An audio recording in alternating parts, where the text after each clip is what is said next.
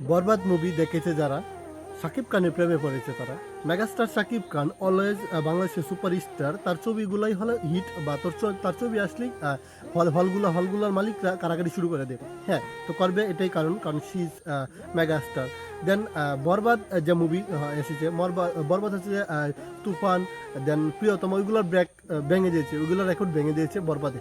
দেন বরবাদ হচ্ছে যে মানে খুব মানে অ্যাকশন সিন একটা মুভি, যে জায়গায় মানে অনেক ভিএফএক্সের কাজ রয়েছে বা অনেক কিছু রয়েছে, বাট ছবিটা অনেক সমস্যা ছিল যে ওই ক্লিপটা দেওয়া যাবে না, এই ক্লিপটা দেওয়া যাবে না, 10 সেকেন্ড বা 30 সেকেন্ড কাটকুট করতে হবে। দেন সব কিছু সমালোচনা কাটিয়ে শাকিব খানের প্রিয়তম এবারে ঈদে মানে মুক্তি পেয়েছে।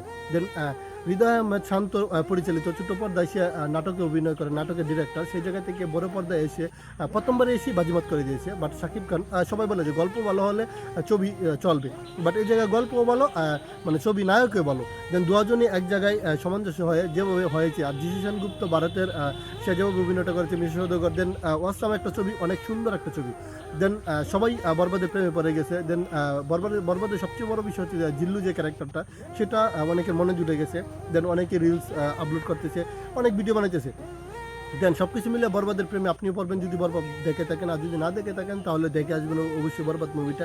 অসাধারণ মুভি, অস্থির একটা মুভি। তো সবসময় আমরা চেষ্টা করি, শাকিব খান হচ্ছে আমাদের মেগা স্টার, সে সবসময় ভালো কিছু করার চেষ্টা করে বা ভালো কিছু দিতে চেষ্টা করে। তো আমরাও চাই যেন তার কাছ থেকে ভালো কিছু পাই। তো বরবাদ না দেখে থাকলে অবশ্যই বরবাদ মুভিটা দেখবেন, আর অবশ্যই কমেন্টে বলে যাবেন যে বরবাদ মুভিটা আসলে কেমন হলো।